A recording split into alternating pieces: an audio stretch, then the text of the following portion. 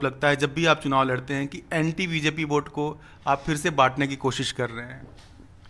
नहीं, हमारा फोकस सिर्फ सीमांचल नहीं रहा, बल्कि बिहार के दीगर इलाक़ों में भी हमारे जो स्टेट प्रेसिडेंट जनाब अख्तर उल ईमान साहब की लीडरशिप में बिहार के मुख्तलिफ डिस्ट्रिक्ट्स में हमारी पार्टी ऑर्गेनाइजेशन मजबूत किया गया और उस जगह पर भी हमारे कैंडिडेट्स खड़े होंगे और पूरी ताकत के साथ मुकाबला करेंगे।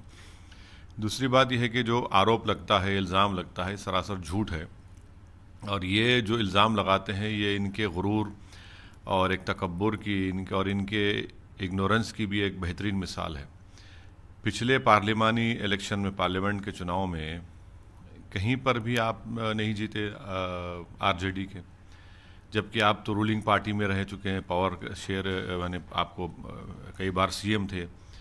सिर्फ किशनगंज से हमने अख्तर उल ईमान साहब हमारे कैंडिडेट थे, वहाँ पर वो 3 लाख वोट हासिल किए, 3,25,000 जेडीयू बीजेपी कैंडिडेट ने हासिल किए और 3,50,000 पर कांग्रेस के उम्मीदवार कामयाब हुए। तो फिर वोट बांटने का सवाल ही पैदा नहीं होता। एक सीट हम लड़ते हैं तो पूरा आसमान सर पर उठाने की कोशिश करते हैं।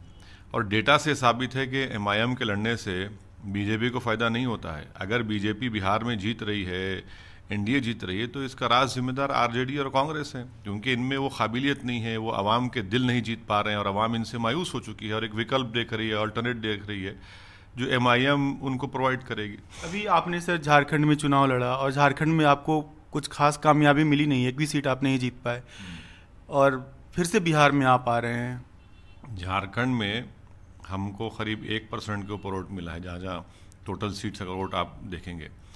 यकीनन पहली मर्तबा कामयाबी नहीं मिली तो इसका मतलब ये नहीं है कि हम अपनी कोशिशों को जारी नहीं रखेंगे, बल्कि जारी रखेंगे। और हमको यकीन है कि आइंदा जब झारखंड में असम्बली के चुनाव होंगे, हमको पूरा यकीन है कि अच्छा रिजल्ट आएगा, वहाँ से हमारे एमएलए कैंडिडेट विधायक जीत कर आएंगे।